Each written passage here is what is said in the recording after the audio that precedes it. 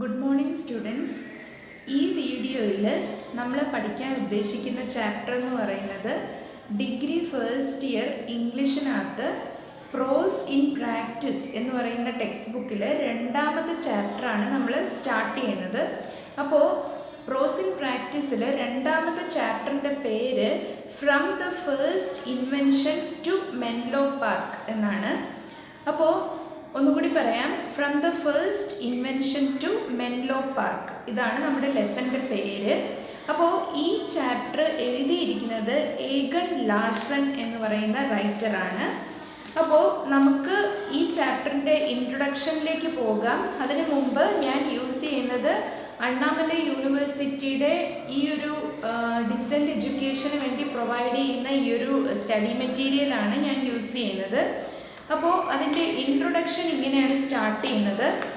Eigen Larsen is a well known biographer. അപ്പോൾ Egon Larsen ആണ് ഈ ചാപ്റ്റർ എഴുതിയിരിക്കുന്നത്. അപ്പോൾ ഈ എഴുത്തുകാരനെ പറ്റി നമുക്ക് ആദ്യം മനസ്സിലാക്കാം. അപ്പോൾ അദ്ദേഹത്തിൻ്റെ ജനനം എന്ന് പറയുന്നത് 1904 ജർമ്മനിയിലാണ്, മരണം 1990 അപ്പോൾ അദ്ദേഹം ഒരു ജർമ്മൻ സയൻസ് ജേർണലിസ്റ്റാണ്, ജർമ്മനിയിലെ ഒരു സയൻസ് ജേർണലിസ്റ്റാണ്. മാത്രമല്ല അദ്ദേഹം ഒരു ബയോഗ്രഫറും കൂടിയാണ്. ബയോഗ്രഫർ എന്ന് പറഞ്ഞാൽ ജീവചരിത്രകാരൻ എന്നാണ് അർത്ഥം. അടുത്ത sentence, the lives of scientist and inventors interested him and so he chose to write the lives of scientist and their inventions. അപ്പോൾ ഈ ഒരു റൈറ്റർ, അതായത് ഏഗൺ ലാർസൺ എന്ന് പറയുന്ന ഈ ഒരു റൈറ്ററിന് സയൻറ്റിസ്റ്റുകൾ അല്ലെങ്കിൽ ശാസ്ത്രജ്ഞന്മാരുടെ ജീവിതത്തിൽ വളരെ താല്പര്യമുള്ള ആളായിരുന്നു. അപ്പോൾ അതുകൊണ്ട് തന്നെ അദ്ദേഹം എഴുതിയിരുന്നത് ശാസ്ത്രജ്ഞന്മാരെ പറ്റിയും പിന്നെ പലതരം കണ്ടുപിടുത്തങ്ങൾ നടത്തിയ ആൾക്കാരെ പറ്റിയിട്ടുമാണ് അദ്ദേഹം എഴുതിയിരുന്നത്. ഇൻവെൻറ്റേഴ്സ് എന്ന് പറഞ്ഞാൽ കണ്ടുപിടുത്തങ്ങൾ നടത്തിയിട്ടുള്ള ആൾക്കാർ. അടുത്ത sentence, he has the talent of attracting the attention of the readers by narrating and describing the lives of inventors as if they are imaginary stories. അപ്പോൾ ഈ ഒരു എഴുത്തുകാരന് ഒരു പ്രത്യേക കഴിവുണ്ടായിരുന്നു. അതായത് അദ്ദേഹം ഈ ഇൻവെൻറ്റേഴ്സിൻ്റെ ജീവിതത്തെ പറ്റി എഴുതുന്നത് വായനക്കാർക്ക് വളരെയധികം രസകരമായിട്ടുള്ള ഒരു രീതിയിലാണ് അദ്ദേഹത്തിൻ്റെ എഴുത്ത്. അപ്പോൾ ഈ വായന ഇത് വായിക്കുമ്പോൾ ഇതൊക്കെ ഇമാജിനറി സ്റ്റോറീസ് ആണ് അല്ലെങ്കിൽ സാങ്കല്പിക കഥകളാണ് എന്ന് തോന്നുന്ന രീതിയിൽ, അതായത് ഒരു കഥ പോലെ അല്ലെങ്കിൽ ഒരു നോവൽ പോലെ മനോഹരമായ രീതിയിലാണ് ഏഗൺ ലാർസൺ എന്ന എഴുത്തുകാരൻ, എന്ന ജീവചരിത്രകാരൻ ശാസ്ത്രജ്ഞരുടെ ജീവിതത്തെ പറ്റി ബയോഗ്രാഫീസ് എഴുതിയിരുന്നത്. അടുത്ത sentence, it is quite amazing that an author who was excessively bad in science subjects during his student days took to writing about inventors and inventions. അപ്പോൾ ഒരു രസകരമായ ഒരു കാര്യം എന്താണെന്ന് പറഞ്ഞാൽ, ഏഗൺ ലാർസൺ എന്ന് പറയുന്ന റൈറ്റർ തൻ്റെ ചെറുപ്പത്തിൽ ഒരു സ്റ്റുഡൻ്റ് ആയിരുന്ന സമയത്ത് ശാസ്ത്ര വിഷയങ്ങളിൽ വളരെ പിന്നോട്ടായിരുന്നു. പക്ഷേ അദ്ദേഹം ശാസ്ത്രജ്ഞന്മാരുടെ ജീവിതത്തെ പറ്റി എഴുതുന്ന കാര്യത്തിൽ അദ്ദേഹം വളരെ വൈദഗ്ധ്യം കാണിച്ചിരുന്നു. അടുത്ത sentence, with his unscientific brain he wanted to analyse the working of the minds of scientist and found a simple method of describing his discoveries. അപ്പോൾ അദ്ദേഹത്തിൻ്റെ അൺസയൻറ്റിഫിക് മൈൻഡ്, അതായത് അദ്ദേഹത്തിന് ശാസ്ത്രത്തിനോട് ഒരു ആപ്റ്റിറ്റ്യൂഡൊന്നും ഇല്ലാത്ത ഒരു എഴുത്തുകാരനാണ്. പക്ഷേ അദ്ദേഹത്തിന് ശാസ്ത്രജ്ഞരുടെ ജീവിതത്തെ പറ്റി എഴുതാൻ വളരെയധികം കഴിവുണ്ടായിരുന്നു. With his unscientific mind, he wanted to analyze the working of the minds of scientists. അദ്ദേഹത്തിൻ്റെ അൺസയൻറ്റിഫിക് ആയിട്ടുള്ള ഒരു മനസ്സുകൊണ്ട് അദ്ദേഹത്തിന് സയൻറ്റിസ്റ്റിൻ്റെ മനസ്സുകളെ വിശകലനം ചെയ്യാൻ അദ്ദേഹം ശ്രമിച്ചു. And found a simple method of describing discoveries. അങ്ങനെ കണ്ടുപിടുത്തങ്ങളെ പറ്റി വിശദീകരിക്കാനായി വളരെ സിമ്പിളായിട്ടൊരു മെത്തേഡ് അദ്ദേഹം കൊണ്ടുവന്നു. അടുത്ത sentence, His books have the qualities and characteristics of a fascinating short story and a novel, and so they are called the fairy stories of our times. അപ്പോൾ അദ്ദേഹത്തിൻ്റെ ബുക്കുകൾക്ക് ചില സവിശേഷതകൾ ഉണ്ടായിരുന്നു. എന്തായിരുന്നു അത്? The characteristics of a fascinating short story, അതായത് fascinating എന്ന് പറഞ്ഞാൽ കൗതുകകരമായിട്ടുള്ള ഒരു ചെറുകഥയുടെ പ്രത്യേകതകൾ അദ്ദേഹത്തിൻ്റെ പുസ്തകങ്ങൾക്ക് ഉണ്ടായിരുന്നു. And a novel, and so they are called the fairy stories of our times. അപ്പോൾ അദ്ദേഹത്തിൻ്റെ പുസ്തകങ്ങളെ വിശേഷിപ്പിച്ചിരുന്നത് നമ്മുടെ കാലത്തുള്ള ഫെയറി സ്റ്റോറീസ് എന്നാണ്. ഫെയറി എന്ന് പറഞ്ഞാൽ യക്ഷിക്കഥ, ഫെയറി ടെയിൽ എന്ന് പറഞ്ഞാൽ യക്ഷിക്കഥ എന്നൊക്കെയാണ് അർത്ഥം. അപ്പോൾ അതുപോലെ വായിക്കാൻ രസകരമായിട്ടുള്ള രീതിയിലാണ് അദ്ദേഹം എഴുതിയിരുന്നതെന്നാണ് ഇവിടെ പറഞ്ഞു വരുന്നത്. അടുത്ത sentence, he has developed a special technique of narrating incidents with anecdotes and dramatization of many incidents. അപ്പോൾ അദ്ദേഹം ഒരു സ്പെഷ്യൽ ടെക്നിക്ക് അദ്ദേഹം സ്വീകരിച്ചിരുന്നു. Of narrating incidents and anecdotes, സംഭവങ്ങളെയും അനക്ഡോട്ടുകൾ എന്ന് പറഞ്ഞാൽ സംഭവ കഥകൾ എന്നാണ് അർത്ഥം. അപ്പോൾ ഈ സംഭവ കഥകളെയും വളരെ നാടകീയമായി അദ്ദേഹം എഴുതിയിരുന്നു. The prescribed extract from the first invention to Menlo Park is taken from his men who changed the world. അപ്പോൾ ഏഗൻ ലാർസന്റെ പുസ്തകമായ the men who changed the world എന്ന ആ ഒരു പുസ്തകത്തിൽ നിന്നാണ് ഈ ഒരു ചാപ്റ്റർ എടുത്തിരിക്കുന്നത്. അടുത്ത sentence, the extract tells us the life of a poor and unpopular inventor, Edison, who acquired wealth and became popular. അപ്പോൾ ഈ ഒരു ചാപ്റ്ററിൽ പറഞ്ഞിരിക്കുന്നത് ഒരു പുവർ, വളരെ പാവപ്പെട്ടവനായ ഒരു അൺപോപ്പുലർ ഇൻവെൻറ്റർ, എന്നാൽ പല പല വസ്തുക്കൾ, പല സയൻറ്റിഫിക് ആയിട്ടുള്ള പല പല സാധനങ്ങൾ കണ്ടുപിടിക്കുന്നതിൽ വളരെ തൽപരനായ എഡിസൺ എന്ന പാവപ്പെട്ട ഒരു മനുഷ്യൻ എങ്ങനെ ഉന്നതികളിലെത്തി എന്നുള്ളതാണ് ഈ ചാപ്റ്ററിൽ വിശദീകരിക്കുന്നത്. ഇനി അടുത്ത topic, from the first invention to Menlo Park. അപ്പോൾ ഈ ചാപ്റ്ററിൽ എന്തൊക്കെയുണ്ടെന്നാണ് ഈ ഒരു പാരഗ്രാഫ് വിശദീകരിക്കുന്നത്. അപ്പോൾ the essay from the first invention to Menlo Park by Egon Larsen has 3 parts. അപ്പോൾ ഈ ഒരു എസ്സേക്ക് 3 ഭാഗങ്ങളുണ്ട് എന്നാണ് പറയുന്നത്. The first part, the first invention, deals with Edison's appointments in various places and dismissals. അപ്പോൾ ഈ ചാപ്റ്ററിലെ 3 ഭാഗങ്ങളിൽ ആദ്യത്തെ ഭാഗമാണ് ദ ഫസ്റ്റ് ഇൻവെൻഷൻ, അതായത് അദ്ദേഹത്തിൻ്റെ ആദ്യത്തെ കണ്ടുപിടുത്തം. ഇൻവെൻഷൻ എന്ന് പറയുന്ന വാക്കും ഡിസ്കവറി എന്ന് പറയുന്ന വാക്കും തമ്മിൽ വലിയ വ്യത്യാസമുണ്ട്. ഇൻവെൻഷൻ എന്ന് പറഞ്ഞാൽ പുതുതായി ഒരു സാധനം കണ്ടുപിടിക്കുന്നതും, ഡിസ്കവറി എന്ന് പറഞ്ഞാൽ നേരത്തെ ഉണ്ടായിരുന്ന ഒരു സാധനം കണ്ടെത്തുന്നതിനെയുമാണ് ഡിസ്കവറി എന്ന് പറയുന്നത്. അപ്പോൾ ഈ ഒരു ചാപ്റ്ററിൽ എഡിസന്റെ ആദ്യത്തെ ഇൻവെൻഷനെ പറ്റിയിട്ടാണ് പറഞ്ഞിരിക്കുന്നത്. പിന്നെ Edison's appointments at various places and dismissals, അദ്ദേഹം പല പല സ്ഥാപനങ്ങളിൽ ജോലി ചെയ്തതും പിന്നെ അവിടെ നിന്നൊക്കെ ഡിസ്മിസൽ ആയതുമായിട്ടുള്ള കാര്യങ്ങളാണ് ഈ ഒരു ഭാഗത്ത് പറഞ്ഞിരിക്കുന്നത്. His invention of board recorder and his meeting with the chairman of the committee of the House of Representatives are dramatically described. അപ്പോൾ തോമസ് ആൽവ എഡിസൺ ഒരു വോട്ടിംഗ് മെഷീൻ, ഒരു വോട്ട് റെക്കോർഡർ ഇൻവെൻറ്റ് ചെയ്യുന്നുണ്ട്. അപ്പോൾ ആ ഒരു മെഷീൻ്റെ കണ്ടുപിടുത്തത്തോടനുബന്ധിച്ച് അദ്ദേഹത്തെ ഹൗസ് ഓഫ് റെപ്രസെൻറ്റേറ്റീവ്സിൻ്റെ ചെയർമാൻ ഓഫ് ദ കമ്മിറ്റി നേരിട്ട് വന്ന് കാണുന്ന ഒരു സംഭവമൊക്കെ ഉണ്ടാവുന്നുണ്ട്. അപ്പോൾ അതിനെ പറ്റിയിട്ടൊക്കെ ഈ ഒരു ചാപ്റ്ററിൻ്റെ ഭാഗത്ത് വളരെ നാടകീയമായി വിശദീകരിച്ചിട്ടുണ്ട്. അടുത്തത് സെക്കൻഡ് പാർട്ടിനെ പറ്റിയിട്ടാണ് പറയുന്നത്. The second part, a cup of tea and $40,000. അപ്പോൾ സെക്കൻഡ് പാർട്ടിൻ്റെ പേര് ഒരു കപ്പ് ചായയും $40,000 എന്നാണ്. അപ്പോൾ ഇതിലെന്താണ് പറഞ്ഞിരിക്കുന്നത്? As the rubric suggest, tells us of the free tea offered to the hungry Edison by a stranger. അപ്പോൾ റൂബ്രിക്സ് എന്ന് പറഞ്ഞാൽ ഒരു പുസ്തകത്തിൻ്റെ തുടക്കത്തിൽ കൊടുക്കുന്ന നിർദ്ദേശങ്ങൾ എന്നാണ് അർത്ഥം. അപ്പോൾ ഈ റൂബ്രിക്സ് അനുസരിച്ച് ഇതിനകത്ത് വരുന്നത് ഒരു സ്ട്രേഞ്ചർ എഡിസൺ, വിശന്നിരിക്കുന്ന എഡിസന് ഒരു കപ്പ് ചായ കൊടുക്കുന്ന സംഭവവും പിന്നെ the concluding part of the second section gives us a humorous account of the way in which Edison encashed the check for $40,000. പിന്നെ $40,000 അദ്ദേഹത്തിന് കിട്ടുന്നതായിട്ടുള്ള ഒരു സംഭവമാണ് സെക്കൻഡ് പാർട്ടിൽ പറഞ്ഞിരിക്കുന്നത്.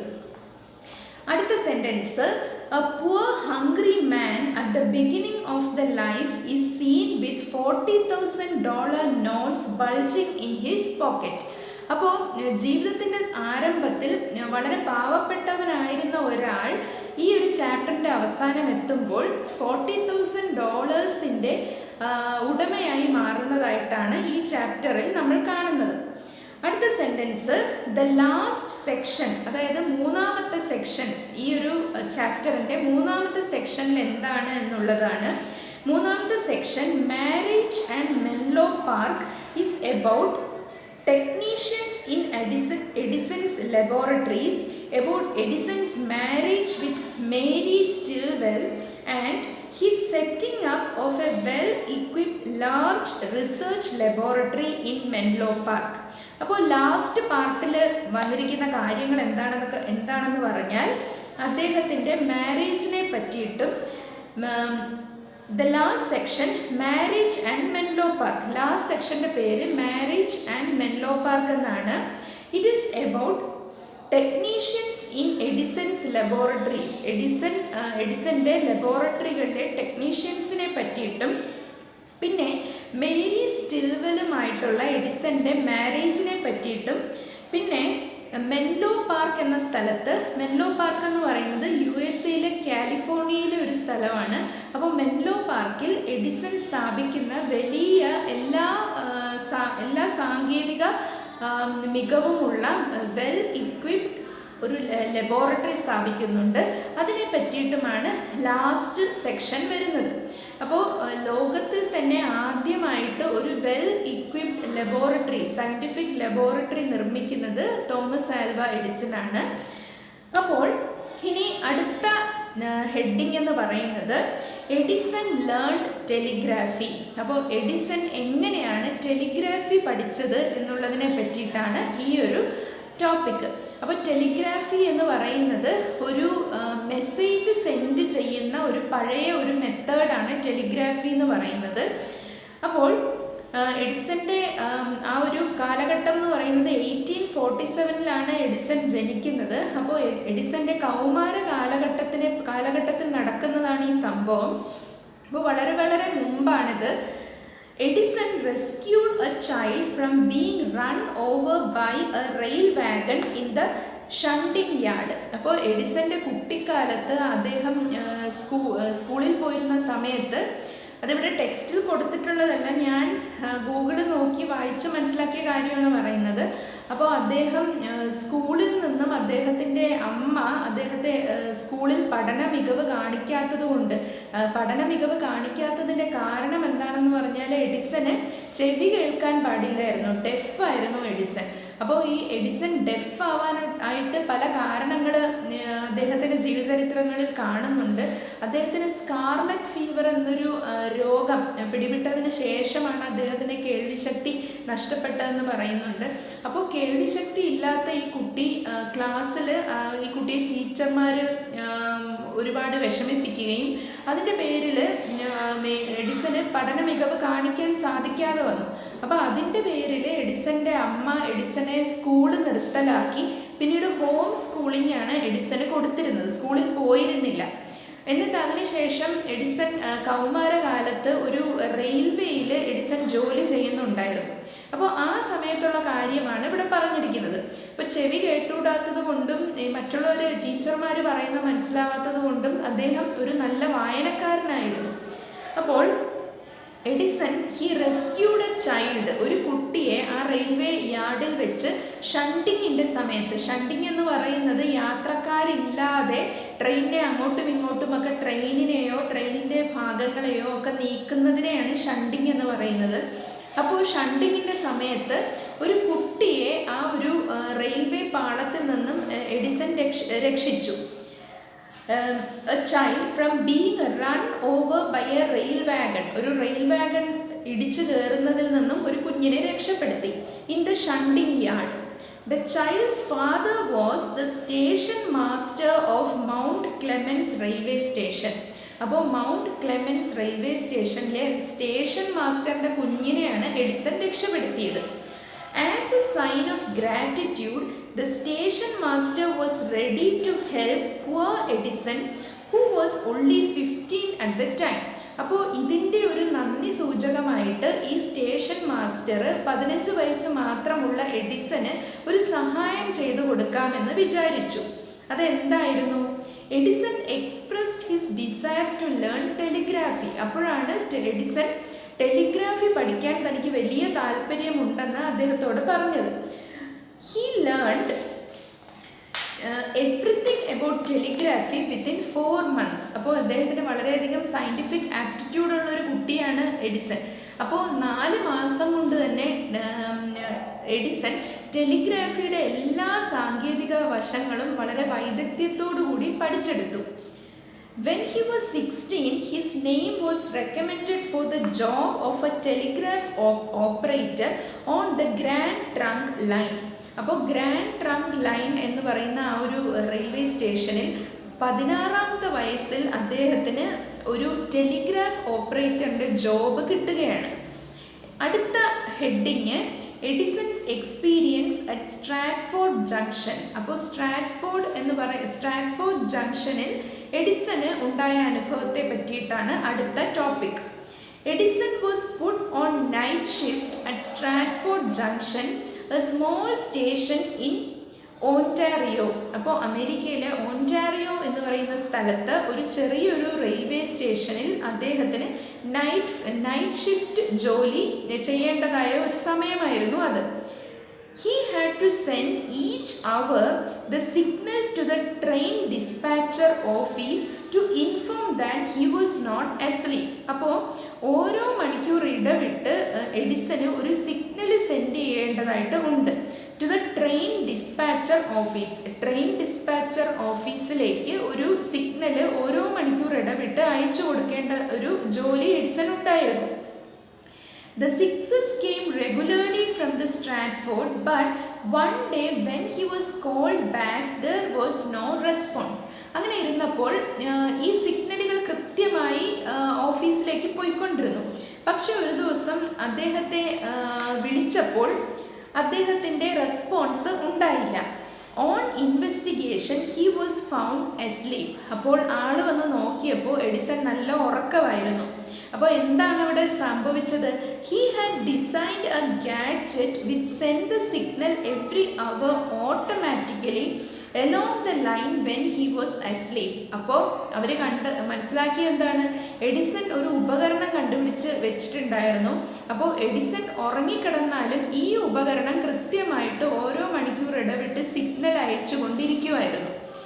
Another charge on him was that he did not stop a freight train as required and he was dismissed from the service. മറ്റൊരു കുറ്റാരോപണവും എഡിസന്റെ മേൽ ആ സമയത്ത് വന്നു. അദ്ദേഹം ഒരു ഫ്രൈറ്റ് ട്രെയിനിനെ നിർത്താനുള്ള സിഗ്നൽ അല്ലെങ്കിൽ നിർത്താനായിട്ടുള്ള കാര്യം അദ്ദേഹം ചെയ്തില്ല. ഫ്രൈറ്റ് ട്രെയിൻ എന്ന് പറഞ്ഞാൽ ഗുഡ്സ് കൊണ്ടുപോകുന്ന ട്രെയിനാണ്.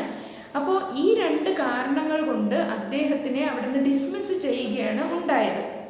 അപ്പോൾ ഇനി അടുത്ത ടോപ്പിക്ക് എഡിസൺസ് ഡിസ്മിസൽ. അപ്പോൾ അദ്ദേഹത്തിന് വീണ്ടും ഡിസ്മിസൽ ഉണ്ടായ കാര്യമാണ് അടുത്ത പാരഗ്രാഫിൽ പറയുന്നത്. Then Edison was employed in various states from Indiana to New Orleans and from Cincinnati to Louisville. അപ്പോൾ ഇൻഡിയാന, ഓർലിയൻസ്, സിൻസിനാറ്റി, ലൂയിവൈൽ എന്നൊക്കെ പറയുന്നത് അമേരിക്കയിലെ പല പല സ്ഥലങ്ങളാണ്. അപ്പോൾ അദ്ദേഹം ഈ സ്ഥലങ്ങളിലൊക്കെ അദ്ദേഹം ജോലി ചെയ്തു. He trained himself to become one of the fastest telegraphists in the country. അപ്പോൾ അമേരിക്കയിൽ തന്നെ വളരെ ഫാസ്റ്റ് ആയിട്ടുള്ള ഒരു ടെലിഗ്രാഫിസ്റ്റ് ആയിട്ട് എഡിസൺ മാറുകയായിരുന്നു. Simultaneously, he was experimenting on chemicals. അപ്പോൾ അതിനോടൊപ്പം തന്നെ അദ്ദേഹത്തിന് ഈ പുതിയ പുതിയ കണ്ടുപിടുത്തങ്ങളിൽ വളരെയധികം താല്പര്യമുണ്ടായിരുന്നതുകൊണ്ട് അദ്ദേഹം ചില പരീക്ഷണങ്ങൾ, കെമിക്കൽസ്, രാസവസ്തുക്കൾ കൊണ്ടുള്ള പല പരീക്ഷണങ്ങളിലും കൂടെ സൈഡിൽ ഏർപ്പെട്ടുകൊണ്ടിരിക്കുകയായിരുന്നു. സൈമൾട്ടേനിയസ്ലി എന്ന് പറഞ്ഞാൽ അതേ സമയം ഒരു കാര്യം ചെയ്യുമ്പോൾ അതേ സമയം അദ്ദേഹം ഇങ്ങനെ ചില രാസപരീക്ഷണങ്ങളും നടത്തുന്നുണ്ടായിരുന്നു. അപ്പോൾ one day he had the misfortune of upsetting a bottle of sulfuric acid in the telegraph room, and the spilled acid made a hole in a beautiful carpet in the manager's office below. അപ്പോൾ ഒരു ദിവസം എന്ത് പറ്റി? One day he had the misfortune, ഒരു ദൗർഭാഗ്യകരമായിട്ടൊരു സംഭവം ഉണ്ടായി. Of upsetting A bottle of sulphuric acid. ഇവിടെ upsetting എന്ന് പറഞ്ഞാൽ തട്ടിമറിച്ച് ഇടുക എന്നാണ്. അപ്പോൾ ഒരു ബോട്ടിൽ സൾഫ്യൂരിക് ആസിഡ് ഒരു മനോഹരമായിട്ടുള്ള മാനേജേഴ്സ് ഓഫീസിൽ ഇട്ടിരുന്ന കാർപ്പറ്റിൽ സൾഫ്യൂരിക് ആസിഡ് തട്ടിമറിഞ്ഞ് വീഴുകയും ദ സ്പിൽഡ് ആസിഡ്, അതായത് ഈ മറിഞ്ഞു വീണ ആസിഡ് ആ കാർപ്പറ്റിൽ ഒരു വലിയ ഹോള് ഉണ്ടാക്കുകയും ചെയ്തു. The office needed only telegraphist and not inventors, and the result was that he was dismissed. അപ്പോൾ ആ ഓഫീസിൽ അവർക്ക് ഒരു ടെലിഗ്രാഫറെ മാത്രമായിരുന്നു ആവശ്യം, ഒരു ഇൻവെൻ്ററെ ആവശ്യമില്ലായിരുന്നു. ഈ കാരണം പറഞ്ഞ് അദ്ദേഹത്തിനെ അവിടെ നിന്ന് ഡിസ്മിസ് ചെയ്തു. ഇനി അടുത്ത ടോപ്പിക് എന്ന് പറയുന്നത് Edison's experience in the Western Union Telegraph in Boston. അപ്പോൾ ബോസ്റ്റണിൽ വെസ്റ്റേൺ യൂണിയൻ ടെലിഗ്രാഫ് എന്ന് പറയുന്ന സ്ഥാപനത്തിൽ അദ്ദേഹം ജോലി ചെയ്തിരുന്നപ്പോഴുള്ള ഒരു എക്സ്പീരിയൻസ് ആണ് ഇവിടെ കൊടുത്തിരിക്കുന്നത്.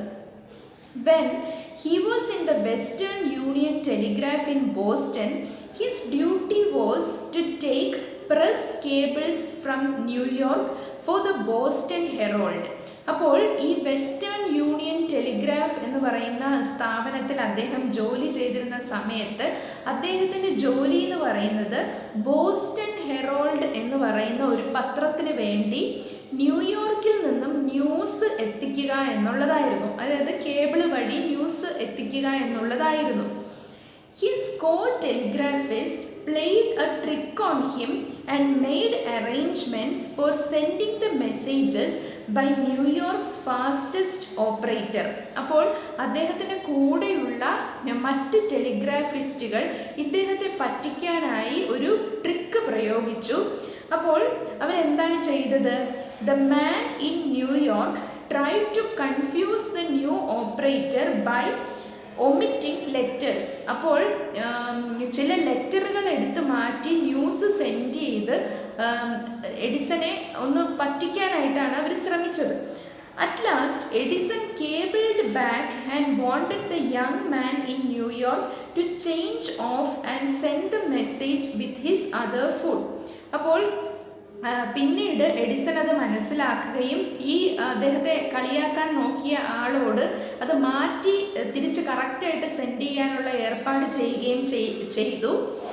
അതിനുശേഷം his co-telegraphist never again tried to play tricks on him. ആ സംഭവത്തിന് ശേഷം കൂടെയുള്ള ടെലിഗ്രാഫിസ്റ്റുകൾ അദ്ദേഹത്തെ പിന്നീട് ഒരു തരത്തിലും കളിയാക്കാനും അല്ലെങ്കിൽ ട്രിക്കുകൾ കാണിക്കാനൊന്നും ശ്രമിച്ചിരുന്നില്ല. In the same office, he invented a method of electrocuting cockroaches in the office. അപ്പോൾ ഈ ഓഫീസിൽ അദ്ദേഹം മറ്റൊരു സാധനം അദ്ദേഹം കണ്ടുപിടിച്ചു. എന്താണെന്ന് പറഞ്ഞാൽ കോക്രോച്ചുകൾ അല്ലെങ്കിൽ പാറ്റകളെ ഇലക്ട്രോക്യൂട്ട് ചെയ്യാനുള്ള ഒരു മെഷീൻ. ഇലക്ട്രോക്യൂട്ട് ചെയ്യുക എന്ന് പറഞ്ഞാൽ ഷോക്ക് അടിപ്പിച്ച് കൊല്ലുക എന്നാണ് അർത്ഥം. അപ്പോൾ he fastened 2 pliable sheets of tin to the wall and connected them to the poles of a battery. അപ്പോൾ അത് FASTENED fastened എന്ന് പറഞ്ഞാൽ ഫിക്സ് ചെയ്യുക എന്നാണ് അർത്ഥം. അപ്പോൾ അദ്ദേഹം 2 പ്ലയബിൾ ഷീറ്റ്സ്, പ്ലയബിൾ എന്ന് പറഞ്ഞാൽ വളയ്ക്കാൻ പറ്റുന്ന എന്നാണ് അർത്ഥം. അപ്പോൾ ടിന്നിൻ്റെ വളയ്ക്കാൻ പറ്റുന്ന 2 ഷീറ്റുകൾ ഒരു ബാറ്ററിയുടെ പോളുമായിട്ട് കണക്ട് ചെയ്ത് പാറ്റകളെ ഷോക്കടിപ്പിച്ച് കൊല്ലാനായിട്ടൊരു വസ്തു അദ്ദേഹം ഈ ഒരു ഓഫീസിൽ വെച്ച് അദ്ദേഹം ഉണ്ടാക്കിയെടുത്തു. The cockroaches that came out were electrocuted. അപ്പോൾ ഈ അവിടേക്ക് കടന്നു വരുന്ന കോക്രോച്ചസ് ഒക്കെ അതിൽ സ്പർശിക്കുമ്പോൾ ഷോക്ക് ഏറ്റ് അല്ലെങ്കിൽ കറണ്ട് ഏറ്റ് ചത്തുപോകുന്ന ഒരു തരത്തിലുള്ളൊരു ഗാഡ്ജറ്റ് ആയിരുന്നു അദ്ദേഹം കണ്ടുപിടിച്ചത്.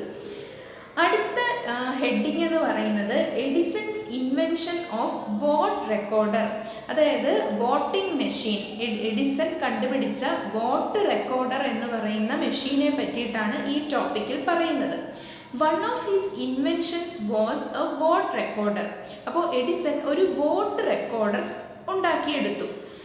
This enabled voting in the House of Representatives and the Senate quicker and it was more full proof.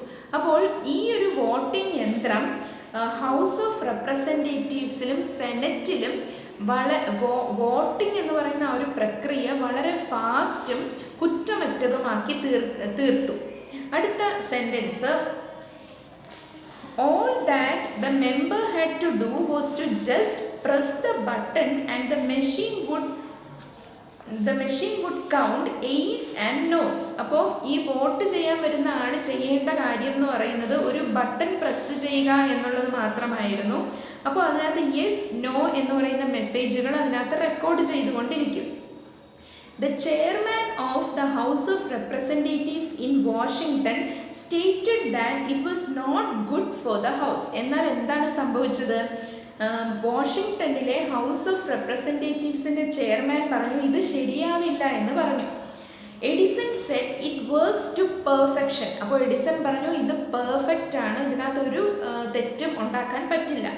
The chairman replied that the vote recorder is too reliable and so if a party in the house wants to prevent certain bills from being adopted by majority, the party cannot question the accuracy of the voting figures. അപ്പോൾ ആ chairman എന്താണ് പറഞ്ഞത്? ഈ ഒരു vote recorder വളരെ reliable ആണ് എന്ന് പറഞ്ഞാൽ വളരെ വിശ്വസനീയമായിട്ടുള്ള രീതിയിലാണ് പ്രവർത്തിക്കുന്നത്. അതുകൊണ്ട് തന്നെ കള്ളത്തരങ്ങളൊന്നും അവർക്ക് ചെയ്യാൻ പറ്റില്ല എന്നുള്ളതാണ് അതിൻ്റെ ഒരു യഥാർത്ഥ അടിസ്ഥാന കാര്യം. അപ്പോൾ ആ ചെയർമാൻ പറഞ്ഞത് എന്താണെന്ന് പറഞ്ഞാൽ, so if A party in the house, അതായത് ഹൗസിലെ ഒരു പാർട്ടിക്ക് ഒരു ബില്ല് മെജോറിറ്റി വോട്ട് ചെയ്ത് പാസ്സാക്കിയ ഒരു ബില്ല് പ്രാബല്യത്തിൽ വരാതിരിക്കാനായിട്ട് തടഞ്ഞു വെക്കുക, അത് അനധികൃതമായിട്ട് തടഞ്ഞു വെക്കുന്നതാണ്. അപ്പോൾ അതൊരു രാഷ്ട്രീയ കളിയാണ്. അപ്പോൾ അങ്ങനെ തടഞ്ഞു വെക്കാൻ പറ്റാതെ വരും. അപ്പോൾ ദ ഓൾഡ് ഗെയിം ഓഫ് ഫിലിസ്ബസ്റ്ററിങ് എന്ന് പറഞ്ഞാൽ നടപടി നീട്ടിക്കൊണ്ടു പോകുന്ന ആ ഒരു തെറ്റായ ഒരു പ്രക്രിയ, ഒരു രാഷ്ട്രീയ കളിയെയാണ് ഫിലിസ്ബസ്റ്ററിങ് എന്ന് പറയുന്നത്. അപ്പോൾ ആ ഒരു കാര്യം അവർക്ക് നടത്താൻ പറ്റാതെ വരും. അതുകൊണ്ടാണ് ഈ ഒരു വോട്ടിംഗ് മെഷീനെ അവർ വേണ്ട എന്ന് പറഞ്ഞത്. അപ്പോൾ അടുത്ത sentence, he had decided never to invent anything for there was no demand. അപ്പോൾ ഈ ഒരു സംഭവത്തിൽ നിന്നും എഡിസൺ തീരുമാനിച്ചു ഇതുപോലെ ഒരു ആവശ്യം ഇല്ലാത്ത, ഡിമാൻഡ് ഇല്ലാത്ത ഒരു കാര്യത്തിന് വേണ്ടി ഇനി ഞാൻ കഷ്ടപ്പെടില്ല എന്ന് എഡിസൺ തീരുമാനിച്ചു.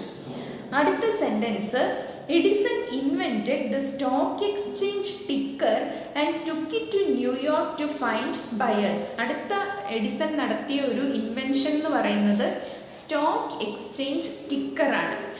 സ്റ്റോക്ക് എക്സ്ചേഞ്ച് ടിക്കർ എന്ന് പറഞ്ഞാൽ ഒരു ചില സെക്യൂരിറ്റികളുടെ വില കാണിക്കുന്ന ഒരു റിപ്പോർട്ടിനെയാണ് ടിക്കർ എന്ന് പറയുന്നത്. അപ്പോൾ ഇങ്ങനെ ഒരു സാങ്കേതിക വിദ്യ എഡിസൺ കണ്ടുപിടിക്കുകയുണ്ടായി. എന്നിട്ട് അദ്ദേഹം അത് ന്യൂയോർക്കിൽ കൊണ്ടുപോവുകയും അതിനാവശ്യക്കാരെ അന്വേഷിക്കുകയും ചെയ്തു. He had only $1 when he reached New York. അപ്പോൾ ആ ഒരു സമയത്ത് അദ്ദേഹം ന്യൂയോർക്കിൽ എത്തുമ്പോൾ അദ്ദേഹത്തിൻ്റെ കയ്യിൽ വലിയ പണമൊന്നും ഉണ്ടായിരുന്നില്ല. $1 മാത്രമായിരുന്നു അദ്ദേഹത്തിൻ്റെ കയ്യിൽ അവശേഷിച്ചിരുന്നത്. അപ്പോൾ ഇനി നമ്മൾ പ്രവേശിക്കാൻ പോകുന്നത് ഈ ഒരു ചാപ്റ്ററിൻ്റെ രണ്ടാമത്തെ ഭാഗത്തിലേക്കാണ്. അപ്പോൾ രണ്ടാമത്തെ ഭാഗത്തിൻ്റെ പേര് കപ്പ് ഓഫ് ടീ ആൻഡ് $40,000 എന്നാണ്. അപ്പോൾ അടുത്ത വീഡിയോയിൽ നമുക്ക് കപ്പ് ഓഫ് ടീ ആൻഡ് $40,000 എന്ന് പറയുന്ന ടോപ്പിക്കിലേക്ക് പോകാം. Thank you.